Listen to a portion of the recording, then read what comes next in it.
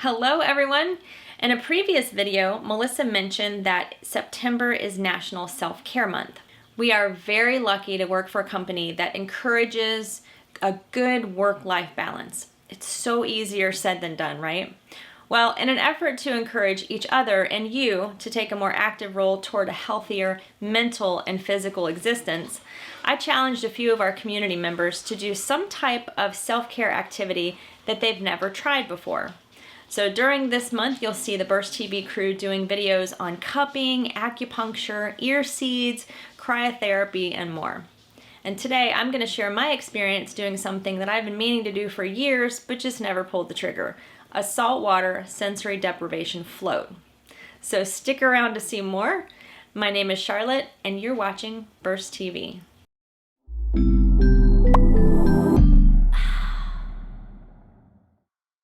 So I thought that leaving the clinical hygiene world would relieve some of the usual back and neck aches and pains that come with bending over patients all day.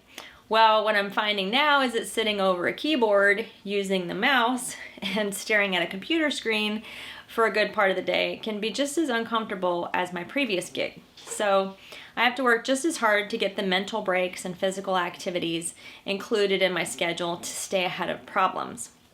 For years, I've been eyeballing these float centers that keep popping up, but I was pretty nervous. I have a condition called tinnitus. It's a constant ringing in the ears. At night, I have a hard time sleeping without some type of white noise or a loud fan, and I just couldn't imagine blocking out all the external sounds to be left in a room with this annoying ringing.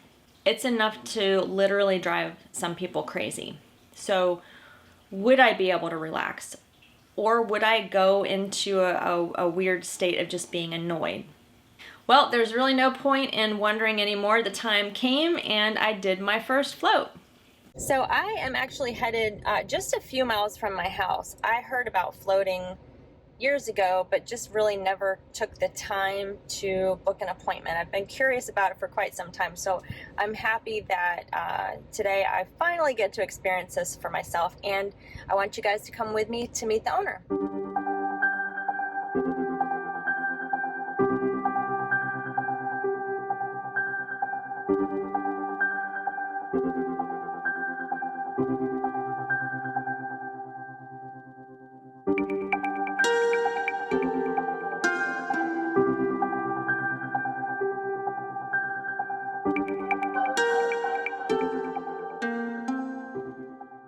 All right, finally, after another very busy but productive week, I have committed myself to doing a float after all these years, and I am here with the owner, Mark. What's your last name? Anderson. Mark Anderson. So when were you first introduced to floating? So over 10 years ago, I have a 10-year-old daughter, and it was when my wife was pregnant, and I heard about floating from Joe Rogan, a podcast person. A lot of people know Joe Rogan. Yes. Yep. It's like a very extreme form of meditation in a lot of ways because of the fact that you're not feeling your body at all, and you're only experiencing whatever's going on. It's like your brain detached from all the input of the body. So he put it in my head, and I put it in my BlackBerry. That's how long ago it was. And I said, this sounds dope. Someday I'm going to open a float center. And here we are 10 years later. Just like that. You knew right away. Have you tried it yet? I hadn't even tried it. But the way he was talking about it, and at the time I was making maps for the military, so a lot of people coming to and from tours, and just so many different things kind of resonated with me as far as its simplicity and what happens in this environment. So here we are. So how long have you had this business? We're getting close to 3 years now. Nice. The process to get here was much longer, but we've been floating people for 3 years in St. Pete. I can imagine, the overall benefits. That the most obvious thing would be to connecting with yourself, relaxing, some health benefits. But what are maybe 2 or 3 least obvious benefits that maybe other therapies like chiropractic or acupuncture, massage therapy might not be able to provide you? Yeah, so what I love about floating is it pairs so well with so many different things. Like you just mentioned, if you float before you go to a chiropractor, it's I've had chiropractors say it's like working on a child. You're just so malleable, so warmed up and loosened up. Float massage combo is fantastic as well. So, but I mean, we have people here for both mental health as well as physical health. So, for example, working with our veterans for PTSD, we're providing a space where they can feel safe safe enough to kind of let go, reprocess the way they're responding to their environment. That's pretty profound. And then we work with our Tampa Bay Rays for sports recovery, so that's really cool too, kind of giving them the space to really just kind of, you know, be there for recovery, for concussion protocol, for lots of neat stuff. Now, how often would you recommend people float, or does that really depend on like everything else in medicine or medical related stuff? I tell people you can't overfloat. I love weekly floats. I go, you know, I float at least once a week. We have a lot of members that float either once a week, every other week, or once a month. Once a month, it's good maintenance. But it's more important to get to that third float. Doesn't matter when, but if you get to that third float, you have a better understanding of the difference between that first one and that third one. Kind of the whole condition is able to settle down a little bit more. Right. Learn some tricks, you know, not get salt in your eyes, and you know, has it been 2 days? Has it been 10 minutes? Time gets slippery in there. Right. But you'll get to the space where your body is asleep and your brain is awake. So it's known as the theta state. So we're giving you space. We're holding you in that space a little bit longer. That space right before you fall asleep, right when you wake up. Really cool stuff happens in there. And you have to kind of feel it. So once you get in there, you're like, whoa, that's cool. I have a sense of, I know what you're talking about. Usually even acupuncture would take me like 10 minutes to just settle down, and then once you get into leveling it. Leveling down. And all of a sudden, you just wake up and you're like, I'm good. I'm golden, ready to go. All right, I don't want to waste any more of my time. I want to get you floating.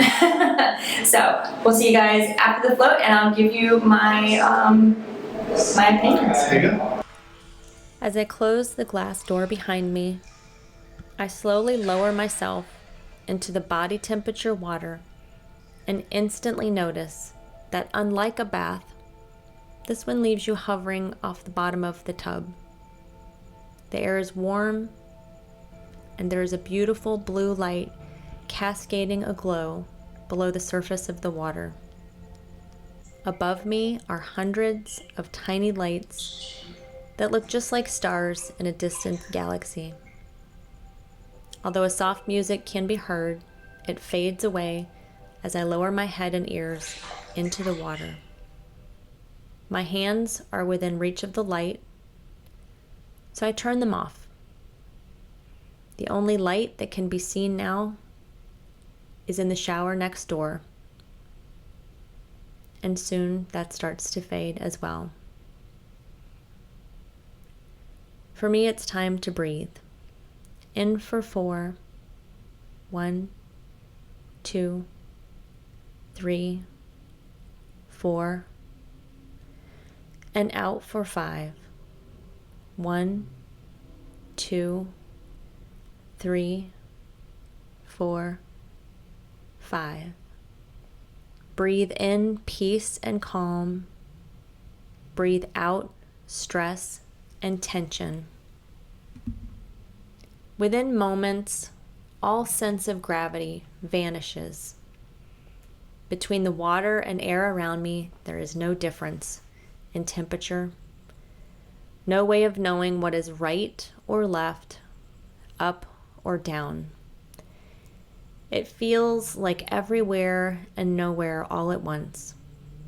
With my eyes closed, I see several waves of color ebb and flow, much like those created by raindrops landing in a pond.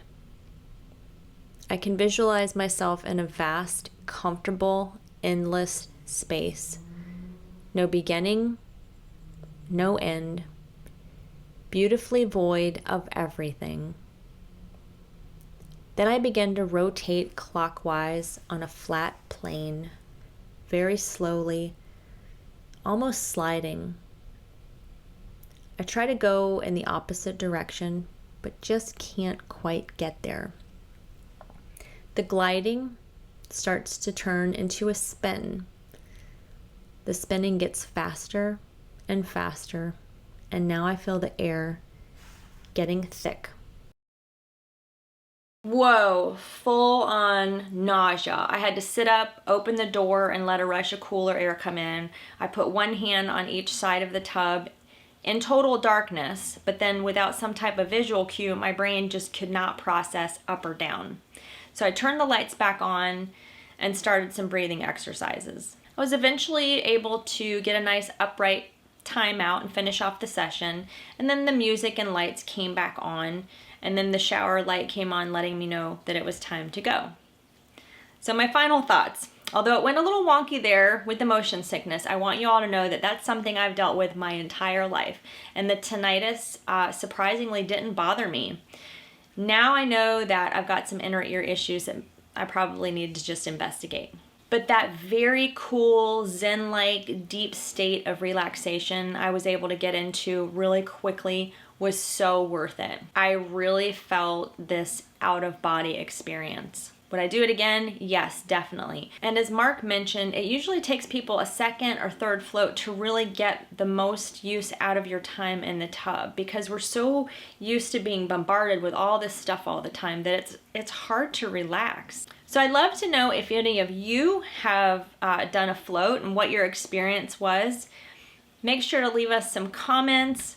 And hit the subscribe button, because we've got a lot of really cool content coming up this month that hopefully it'll encourage you guys to do a little more with your self-care routines. Thanks for watching. We'll see you next time.